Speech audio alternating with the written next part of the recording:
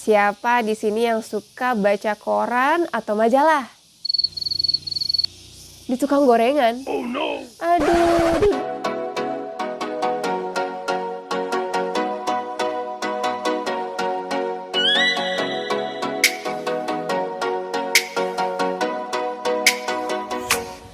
Halo adik-adik, selamat datang di channel Uniguru, cerdas berbahasa Indonesia.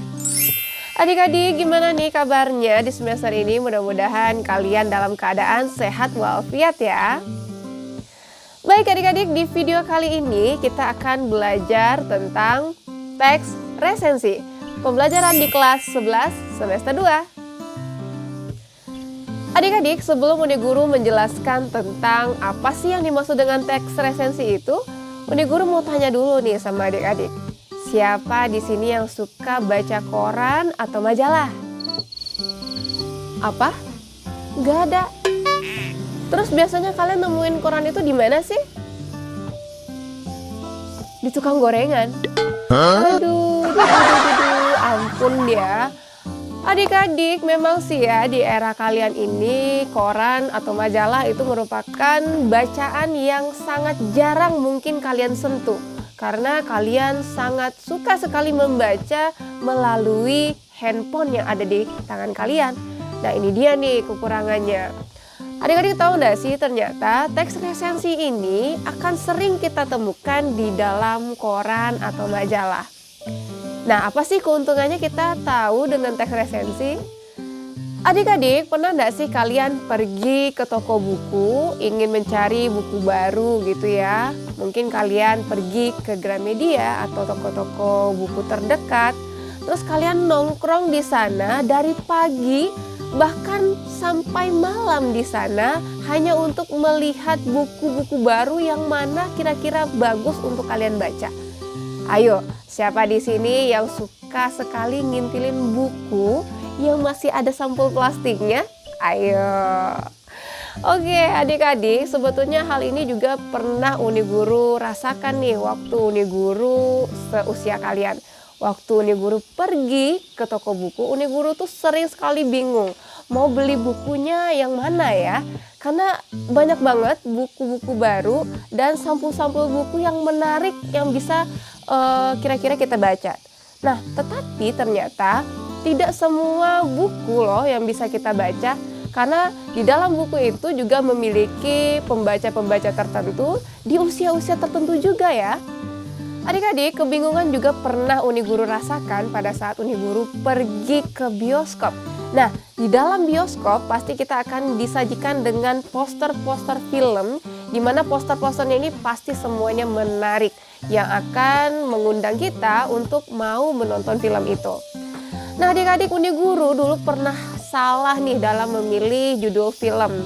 Karena ternyata di dalam film ini itu lebih banyak adegan dewasanya ya gitu ya.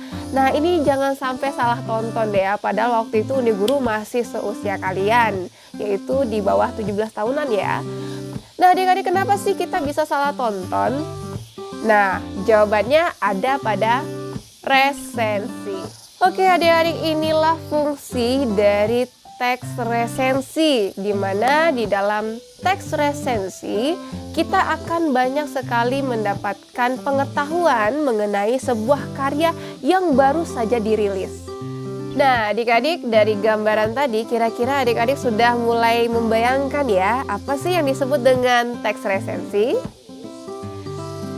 Jadi resensi itu adalah kegiatan menilai, membahas, mengkritik, atau mengungkapkan kembali isi yang ada di dalam sebuah karya dengan cara memberikan data-data, sinopsis, kritikan terhadap karya itu. Nah, berdasarkan Kamus Besar Bahasa Indonesia, resensi adalah pertimbangan atau pembicaraan tentang buku. Sedangkan secara etimologi, resensi berasal dari bahasa Belanda, yaitu recentie, dan bahasa Latin recensio, recensere atau revidere, yang memiliki arti mengulas kembali atau melihat kembali. Sedangkan dalam bahasa Inggris, resensi dikenal dengan istilah review. Singkatnya, resensi adalah suatu penilaian pada suatu karya. Adik-adik, apa sih tujuan dari ditulisnya teks resensi itu? Nah, teks resensi itu bertujuan untuk memberikan pemahaman terhadap pembaca mengenai isi dari sebuah karya. Nah, dengan memberikan pemahaman ini, kita jadi tahu nih, oh ternyata ini isi bukunya mengenai ini. Cocok loh untuk kita sebagai pelajar. Nah, begitu juga dengan misalnya orang tua kalian yang mau mencari buku resep nih. Berarti kalian juga bisa mendapatkan informasi mengenai apa sih isi dari buku resepnya. Tujuan selanjutnya adalah di dalam teks resensi ini kita akan menemukan kelebihan dan kelemahan suatu karya. Nah, misalnya nih kalian lagi suka-sukanya dengan novel-novel berbau Korea. Berarti kita akan lihat di dalam resensi ini apakah bahasa Korea yang diterjemahkan di dalam novel tersebut akan sangat mudah dimengerti atau justru sebaliknya. Bisa jadi bahasa Korea yang diterjemahkan itu benar-benar mentah-mentah aja gitu ya. Sehingga membuat kita sedikit kurang bisa memahami maksud dari isi ceritanya.